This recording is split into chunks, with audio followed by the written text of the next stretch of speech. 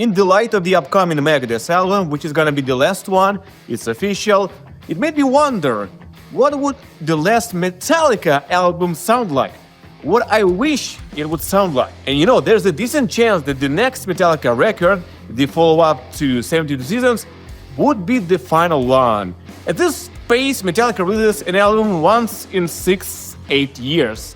That makes the next album be around 2029-31, which means that the next one gonna be made when they're in their 70s, doing thrash metal. I wish Metallica a long career, many years of creativity and health, but let's have some fun. Let's imagine how a perfect final statement of Metallica would be like. Before 72 Seasons, like a couple of years prior to it, I imagine what the follow-up to Hardwired would sound like. I overshot it big time. I was consumed by wishful thinking. That was the COVID time, and I imagined that Metallica having this lot of spare time, they would actually accumulate more great ideas and be more, picky like they used to be. And so I imagine it to be at least not worse than Death Magnetic, maybe even better because Hardwired was sounding better. But in terms of riffing, well, Death Magnetic is still the top Metallica album. And, what we got? We actually got pretty much Hardwired Part 2. Is there a chance something changes on the next one? My logic, my gut tells me the next album is going to be pretty much in the same vein as Hardwired, 72 Seasons. The average Metallica, when you combine all the flavors of Metallica they did, you get the flavor of the modern Metallica.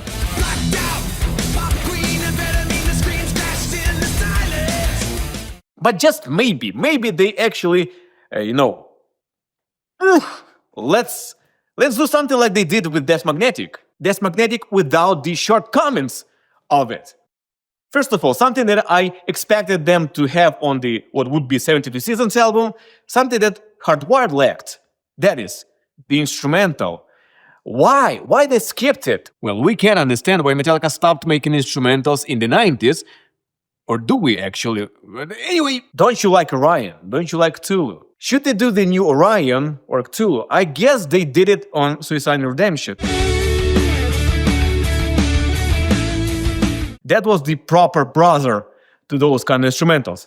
But you see that this list misses one track. It's called an instrumental on the album, but it's kind of its own kind, one of a kind in Metallica. And so if they are to come full circle on the last record, and having the guy who was actually first to perform Orion live, who played Anesthesia for the first time since Glyph, and the guy is so underutilized in terms of his bass skills. So yeah, number one thing, a Roberts Anesthesia, both an instrumental, finally, for the first time in 20 years, yeah, and Rob's Time to Shine, Rob's highlight on the album.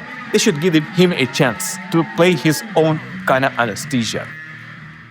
And huge thanks to those who support the channel via donations on Patreon, PayPal, and by joining the memberships on the channel. Really, if not for you, this channel would have been done already. Then the second thing that the last Metallica album should have, the number 4 ballad.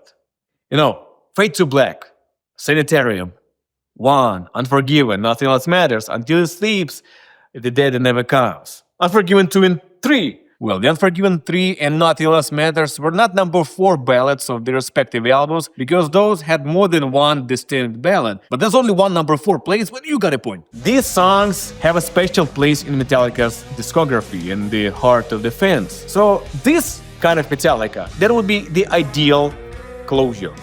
Maybe not the kind The Day That Never Comes was. That was the mix of the several Metallica classic ballads, but just the great number 4 ballad with a great arpeggio. That's something that I missed from Halo on Fire. The really focused, the really core, clean riff. The one that was in Halo on Fire was, whatever. But something like The Day That Never Comes. It's an instant classic. And we know that James is capable of that. He is one of the greatest arpeggio writers in metal. And just for some reason, for the past 2 albums, they did not have in their storage a couple of that kind of licks. The third thing that Metallica's last album should have, they should break their speed record. At this point, there are several songs that compete for the title of the fastest ones. It's Damage Incorporated, Dire Thief, and My Apocalypse. Some would argue that Master of Puppets and Creeping Death are faster. Maybe in that regard, they should also have a speed record, like something at par with Creeping Death live. Something of Creeping Death live speed on the record, played by almost 70-year-old dudes. Well, that would be fucking awesome. And that will really show that, yeah, the Kings are old now, but they're still gonna kick your ass. And on top of that, that would be the last stand of the god of downpicking, James Hetfield, who now is trying to save his energy, save his wrists by not playing downpicking that much. But I'm sure even at 70, he's gonna have enough power in his hands for that final riffing punch. And same with another guy whose job in Metallica is guitar and attempted vocals. Thing number 5 that the final Metallica records should have: a great solo at last. Kirk, you can do it. You still got it. You just have this different philosophy of improvising, being in the moment for the past 2 records. Building a solo, doing your homework. I know it's hard, but it's something that Metallica fans really anticipate, really would be such a relief to hear at last, at least in one song, a really proper, elaborate, great solo, not just a bunch of whatever notes hidden by one. Number 6, some collaboration. And you know who I mean. Actually, anyone, everyone who has been in Metallica but is no more. Starting with Lloyd Grant, who played the solos on the first Hit the Light recording, Ron Magoni, the original Metallica bassist, Jason Newsted, of course, and or as an alternative, how about gathering the whole of the Big Four and recording Am I Evil, like they did on the Big Four tour, but now a studio recording of the song, and yeah, that will be really coming full circle for everyone. And so we can go on, but for now, last but not least, maybe actually the primary thing I wish Metallica's final record has: great riffs. Maybe that's something out of their control. You cannot force a great riff. It has to be born, just cut from the ether. You know, when you have enough of ideas, just pick the best ones, like Metallica's process is actually. And that's how the quantity turns into quality. However, this process seems to stall on the past 2 records. A lot of riffs on Hardwired and Send It to Season seem to, almost there, almost. The nugget is there, but I don't know, maybe just handling the riffs a bit longer could have helped. Sculpt it, form it, mold it, take some risks, some new approaches. Maybe they are fed up with new approaches, so they just try to be safe. The safe formula, the Metallica that everyone knows, but riffs like Am I Savage Breakdown,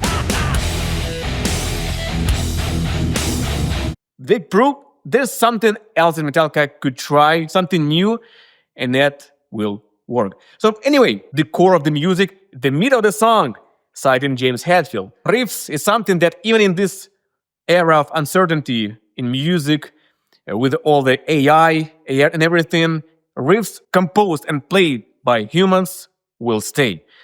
And I hope they stay long enough to see me return from my military service, something that I'm fully consumed now by, and for the foreseeable future, I am a serviceman, more of a musician and blogger. You can support me by donating, join the membership in the description. Happy New Year, happy holidays, long live Metallica, and be in metal, friends. Хуй.